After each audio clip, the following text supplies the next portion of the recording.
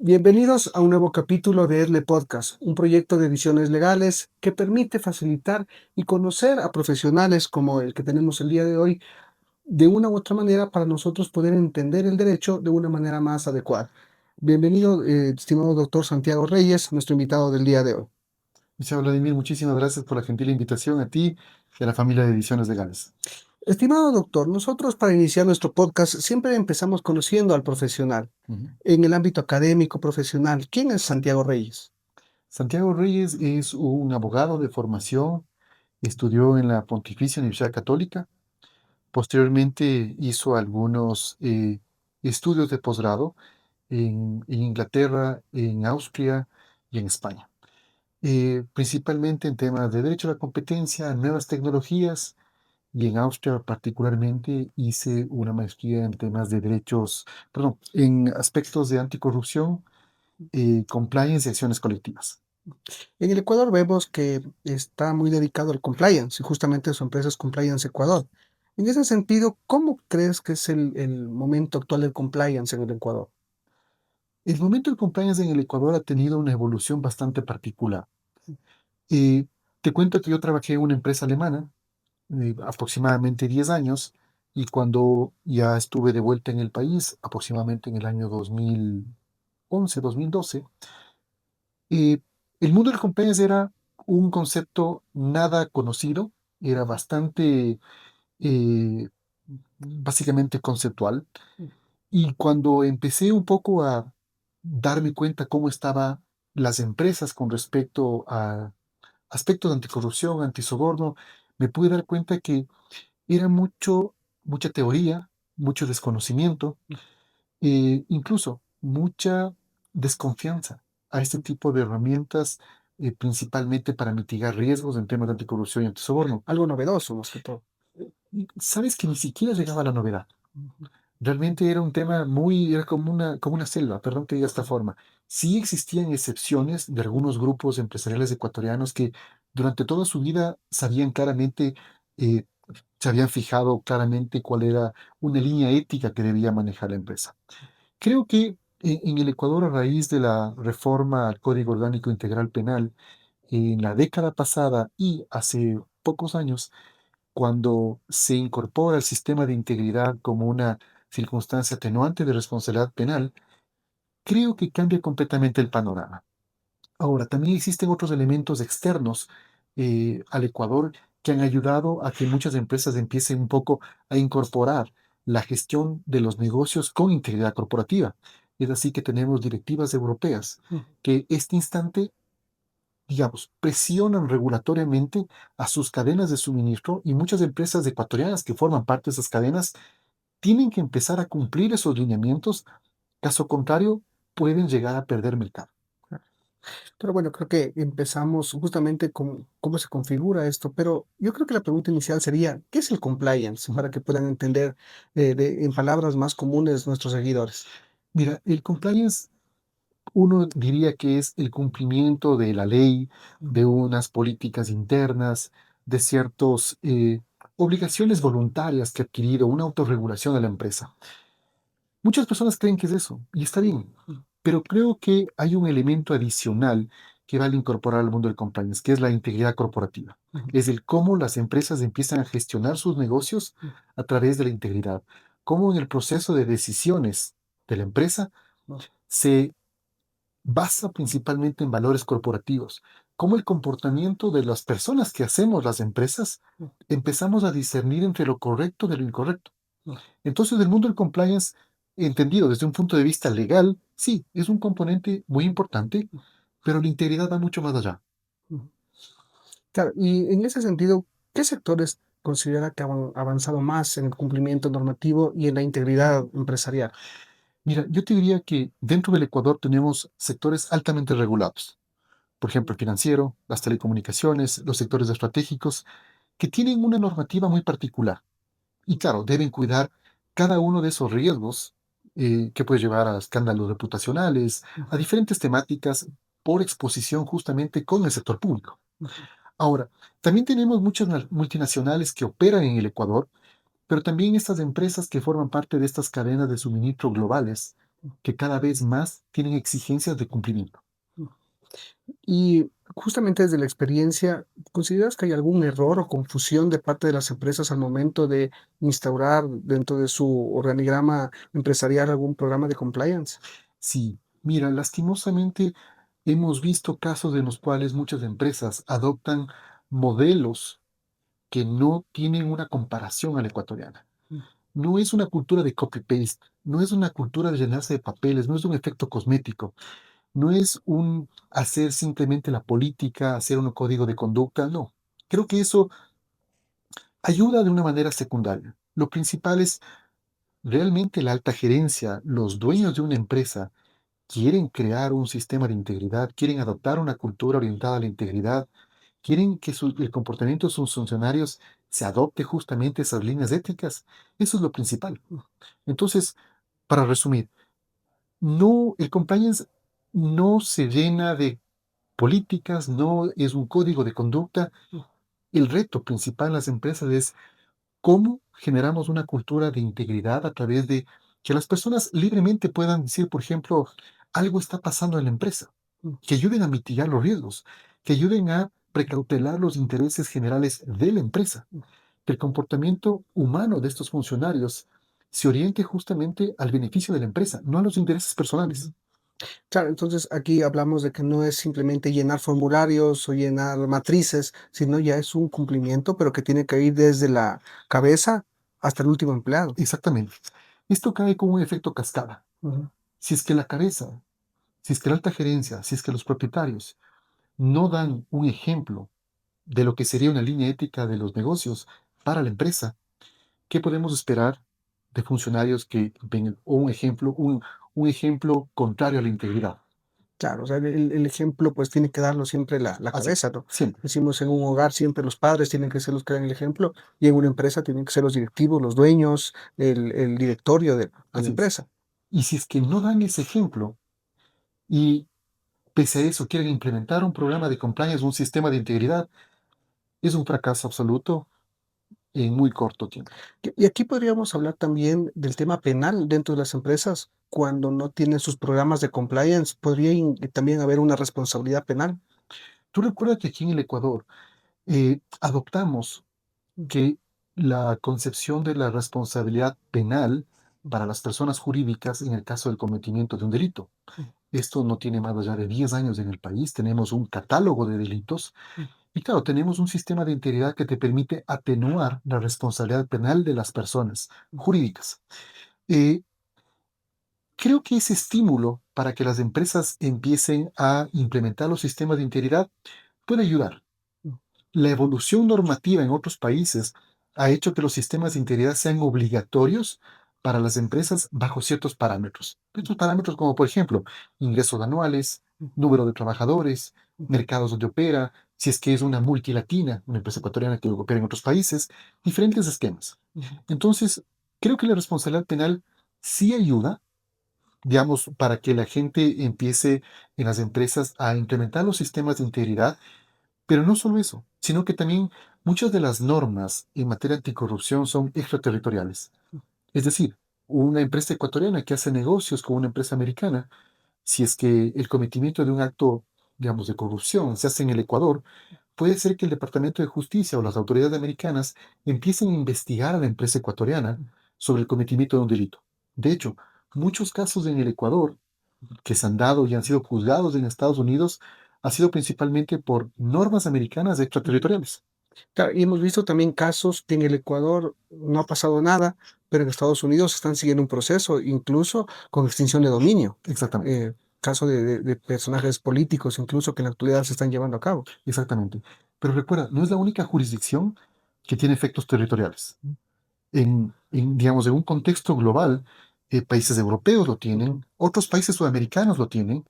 El Ecuador muy poco ha hecho, digamos, muy poco ha trabajado sobre eso. ujú. Y hablando justamente de la gobernanza corporativa, ¿cómo se relaciona el cumplimiento normativo con esta gobernanza corporativa? Mire, yo te diría que el compliance viene a ser un puente entre la ética, entre la gestión del riesgo Mm, y el buen gobierno corporativo. mm, ¿Por qué? Porque al final lo que te permite es que tengamos mayor transparencia, mayor rendición de cuentas, pero sobre todo dar un mensaje claro, optimista, positivo a los stakeholders, a todos los actores que se relacionan con la empresa, de que las cosas están funcionando de muy buena forma. Y claro, desde esa muy buena gobernanza que tenemos, empiezan a fluir las cosas de manera transparente, con Ujú. rendición de cuentas y principalmente intentando dar un mensaje de confianza y de credibilidad a los mercados y a los stakeholders. Y hay muchas empresas, muchos directivos que ven al compliance como un gasto. ¿Cómo hacerles entender que el compliance en realidad es una inversión para proteger, para blindar a su empresa y a su persona misma? Claro que sí. Mira, tú topaste un punto muy importante. Es que si es que una empresa concibe a un sistema de integridad como un gasto, penosamente no está preparada para implementar un programa de compliance.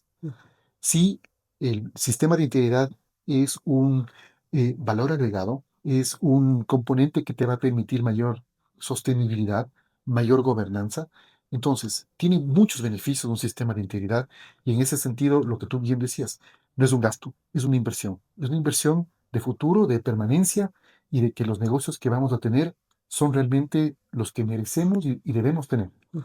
¿Y cómo hacerles entender? ¿Cómo se llega al punto de que las personas, los corporativos puedan darse cuenta que no es un gasto, que es una inversión, que a futuro le va a servir porque incluso va a poder blindar a su empresa?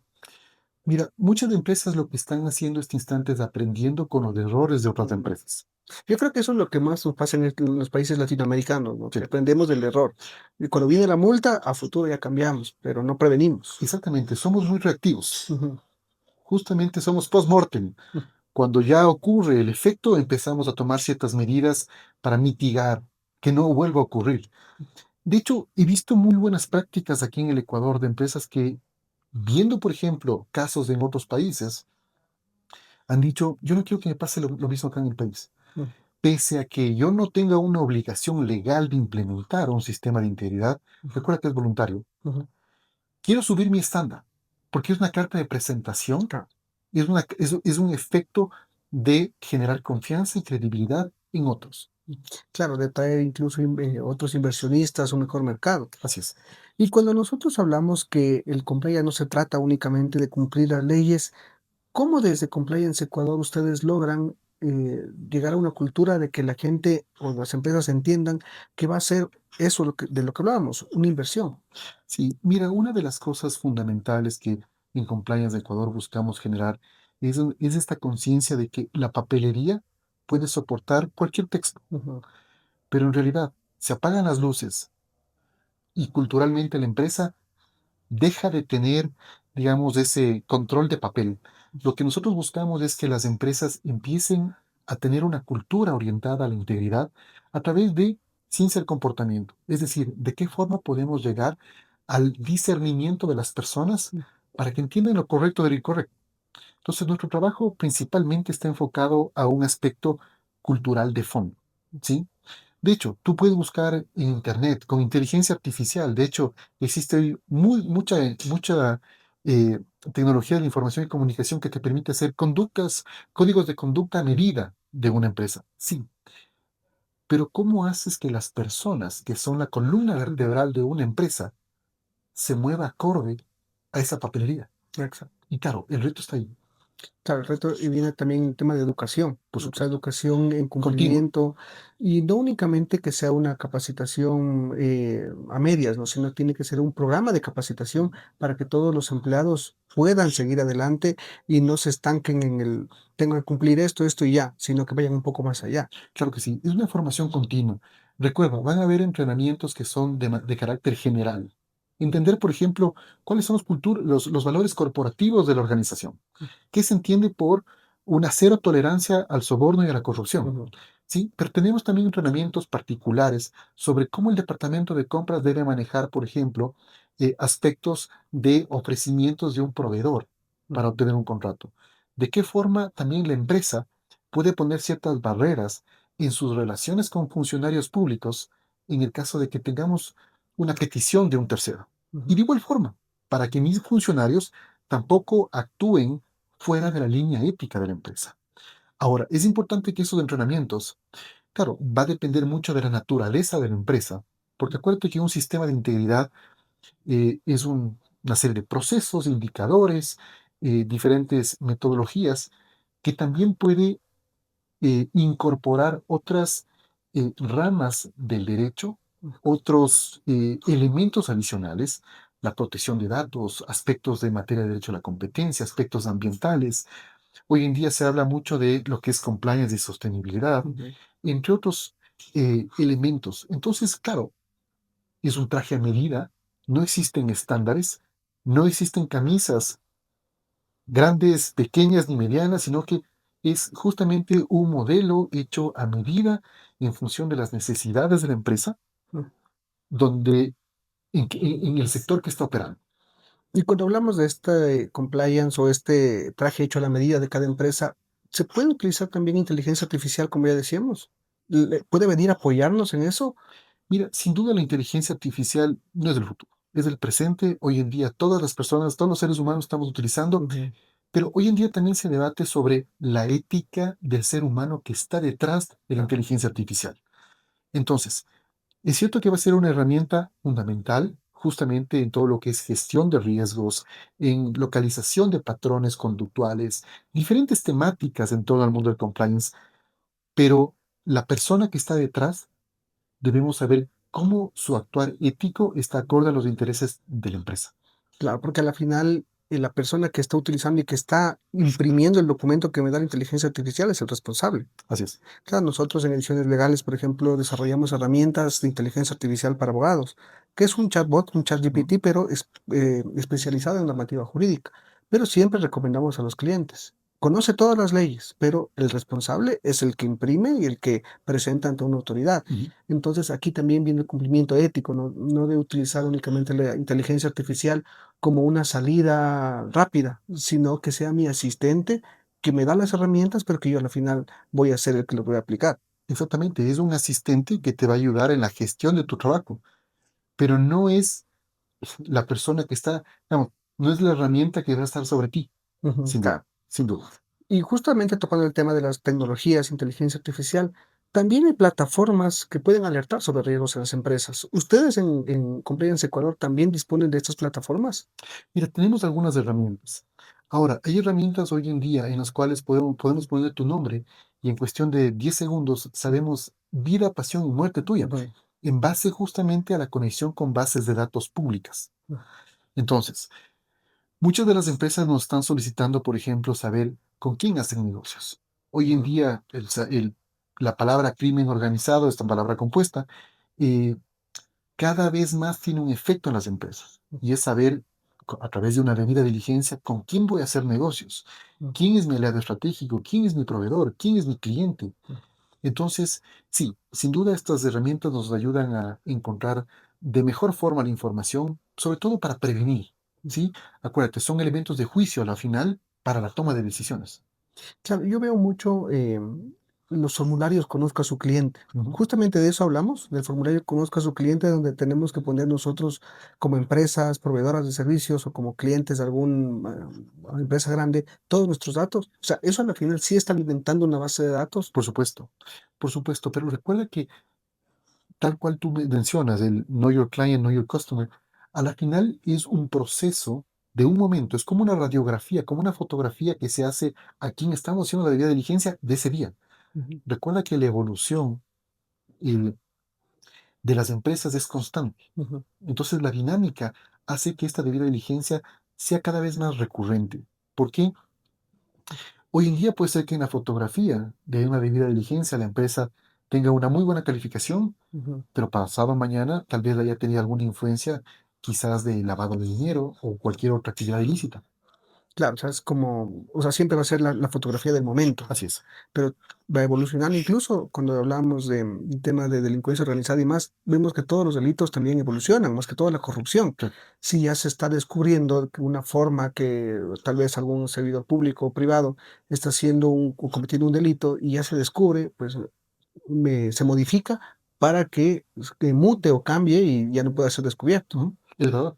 De hecho, mira, cuando tú mencionas otros tipos de tecnología, tenemos blockchain, Ujú, tenemos el análisis de datos cada vez mucho más marcado y acelerado.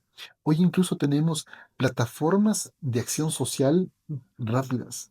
Recientemente, hace unos años, tuvimos este caso Black Lives Matter en Estados Unidos, que básicamente era una plataforma digital de presión social sobre alguna situación o componente que sucede en algún campo. Aquí en el Ecuador no se ha desarrollado mucho digamos, ese tipo de plataformas, pero hacia allá vamos, a un escrutinio social en redes sociales cada vez más marcadas. Ya. Recuerda tú que el caso Odebrecht principalmente fue un caso en el cual muchas personas en redes sociales opinaron. Posiblemente cayó mucho la reputación de esa empresa, seguramente. Pero ¿qué pasa, por ejemplo, si es que algún ser humano o alguna empresa en este escrutinio social llega a ser inocente? ¿Cómo se reestructura esa reputación de Claro, esta la empresa? reputación. Ahí hablamos, yo veía algunas publicaciones de los juicios paralelos, los juicios que se viven en redes sociales, o sea, en redes sociales, en el Vox Populi, en medios de comunicación, Ujú. donde como tú dices, las personas pueden ser ya juzgadas, pero en realidad a la final se puede demostrar la inocencia también. Por supuesto. O sea, aquí ya no estamos como que uno es inocente hasta que se compruebe lo contrario, sino uno es culpable hasta que demuestra que es inocente. Ujú. El tema de compliance, nosotros podemos tener alguna visión a nivel región y qué herramientas tiene Ecuador comparándose, por ejemplo, con los vecinos más cercanos, ¿no? Ecuador, Perú, Bolivia, tal vez. Mira, yo parto de un punto previo. Creo que el nacimiento digamos, de un marco regulatorio en materia anticorrupción data de 1977, con la primera norma, la FCPA, que es la Mm, norma americana, y muchos de los países europeos se incorporaron a esta regulación global anticorrupción con el ingreso a la OECD, y la evolución normativa ha llevado que en América Latina, a raíz de, te diría, los últimos 15 años, sus normas anticorrupción han empezado a estructurarse. mm, Y cuando yo te digo estructurarse, eh, nacen principalmente de la Convención de Naciones Unidas contra la Corrupción como unos preceptos generales. Tú mencionabas, por ejemplo, la recuperación de activos, ujú, otros delitos conexos que también están sujetos, digamos, están alrededor del mundo de la corrupción. Pero te diría, en los países de la región estamos en una fase, algunos quizás en una fase ya no preliminar, porque al inicio conversábamos que el mundo del compliance o la palabra compliance ujú, no se entendía. Ahora la gente ya entiende un poco más, mm, ya habla un poco más de qué es corrupción, de mm. cómo ha sido el Ecuador catalogado bajo el índice de corrupción por Transparencia Internacional. Empezamos un poco a tener ese tratamiento de esa información. Antes no. Entonces, creo que para los países de la región están en una constante evolución. Muchos países ya se han incorporado a la OECD. Es el caso de Perú, Chile, Ujú. Colombia, Argentina, Brasil. Ecuador ya está en el proceso de ingreso a la OECD. Desconozco en qué paso estamos, pero hacia allá vamos. Hoy en día también se habla de la constitución de la Corte Internacional Anticorrupción con efectos globales. Entonces, te diría, cada vez más el futuro del anticorrupción eh, está en la agenda de muchos tratados, de muchos instrumentos internacionales. Cuando se habla de integridad corporativa, constantemente constan dentro de los ODS de Naciones Unidas. Hoy en día se está celebrando la COP30 en Belén, en Brasil.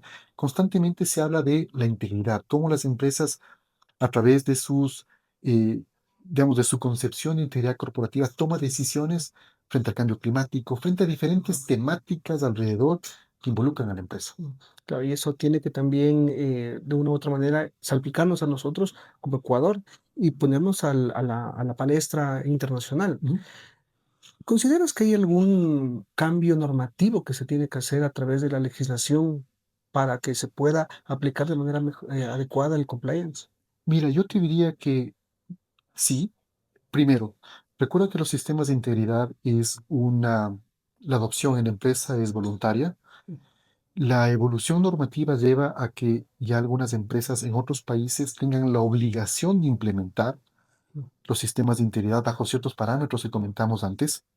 Por otro lado, para los canales de denuncias, que es un pilar dentro del sistema de integridad, sí hace falta mayor protección al denunciante para no tener retaliación, entre otras cosas. Hace falta una serie de temas. Por ejemplo, hablamos de crimen organizado. necesitamos fortalecer todo lo que es el régimen de la recuperación de activos, producto de justamente estas actividades ilícitas. En sí, hace falta mucho más cooperación internacional. ¿Para qué? Para que muchas entidades públicas de diferentes países, acuérdate que las empresas no simplemente operan acá, operan en diferentes jurisdicciones y en ese sentido hace falta una mayor coordinación entre países. La Convención de Naciones Unidas contra la Corrupción sí te lo permite en temas de lavado de dinero, en la prevención de lavado de dinero. Se trabaja muchísimo en todo lo que es asistencia técnica. Pero en temas de anticorrupción sí hace falta mucho más. Y una cosa que es fundamental, en el Ecuador hace falta una guía de evaluación de los sistemas de integridad. ¿Por qué? Tenemos nosotros qué es un sistema de integridad y los componentes en el Código Orgánico Integral Penal, pero no sabemos cómo las autoridades ecuatorianas van a evaluar los sistemas de integridad cuando tengamos un caso penal.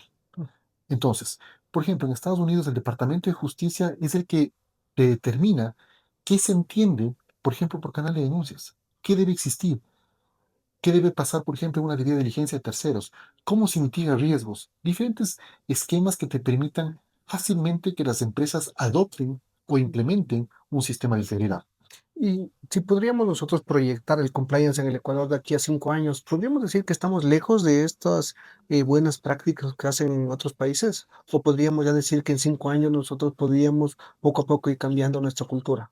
Mira, cuando yo empecé a hacer aspectos de compliance en Ecuador en el 2012, a la fecha han pasado 13 años Mm, y la evolución ha sido muchísima. Yo te diría que en 5 años muchas empresas van a tener la conciencia mm, de que la gestión de sus negocios van a tener que tener este valor agregado llamado sistema de integridad. mm, Muchas empresas ya están empezando a adoptar una cultura de integridad. mm. Muchas empresas incluso están hablando sobre la salud mental de sus trabajadores. Y en salud mental también puede llegar justamente el tema del discernimiento sobre qué deben hacer y qué no deben hacer. Entonces, en los próximos 5 años, en un contexto global, con la presión que tenemos de otros países, de otras regulaciones, de los mercados que cada vez son más exigentes, las empresas ecuatorianas van a implementar de manera masiva los sistemas de integridad. De hecho, en la última norma sobre transparencia social, tú recuerdas que los organismos sin fines de lucro ya tienen la obligación de implementar los sistemas de integridad. La pregunta es, si esta herramienta llamada sistema de integridad es muy propia del sector privado, ¿por qué no es obligatorio para las empresas? Mm. Bajo ciertos parámetros, ¿no? No para todas. Claro, entonces aquí podríamos decir que nosotros en 5 años tendríamos ya una implementación mucho más adecuada De acuerdo. de todo el cumplimiento. Estimado doctor, ha sido una conversación muy interesante. Para mí es muy apasionante hablar de ese tema de compliance porque justamente nos hace ver a quienes estamos en el ámbito empresarial, justamente qué es lo que tenemos que hacer y por qué no lo hemos hecho también y la forma de blindar. En nuestro podcast nosotros siempre hemos acostumbrado dar un mensaje, un consejo a los estudiantes que nos vean, a los profesionales jóvenes que están buscando especializarse en alguna rama del derecho. ¿Qué consejo les podría dar para que se especialicen en el compliance, para que brinden esos servicios también? Claro que sí. El mensaje para los nuevos estudiantes es que eh, evolucionen conjuntamente con las herramientas, con las tecnologías que existen. El mundo de compliance, yo me atrevería a decir que no es otra rama del derecho, es una forma de interpretar el derecho, porque lastimosamente en nuestras facultades siempre nos han orientado a el conflicto. Muy pocas materias dentro de una malla curricular está orientada a la prevención, está orientado al discernimiento, a la cultura, o digamos, al comportamiento de los seres humanos. Entonces, sí les invito a que ustedes miren una nueva forma de interpretar el derecho, no desde un punto de vista legal, sino de cómo a través de la prevención se pueden lograr resultados para las organizaciones, para las personas, pero sobre todo creo que los abogados del día de hoy que se formen eh, con una influencia en el mundo del derecho y con el mundo del compliance, van a ser las personas que tomen las decisiones éticas sobre, por ejemplo, herramientas de tecnología como la inteligencia artificial. Entonces, creo que una invitación siempre es la mejor forma para que las personas se incorporen a a este mundo en el cual uno se convierte en un activista, porque al final, recordemos que la corrupción también genera víctimas de la corrupción. Claro. Y bueno, yo me sumo también a esa invitación a actuar con integridad, a ser siempre transparente en todas las actuaciones, porque de esa manera siempre se obtienen incluso mejores resultados y resultados incluso satisfactorios, Sí. que nosotros sabemos que no vamos a estar manchando nuestra hoja de vida ni tampoco nuestra empresa. Vladimir, permíteme una última cosa. Recordemos que no es importante el objetivo, Mm, es importante el proceso para obtener el objetivo.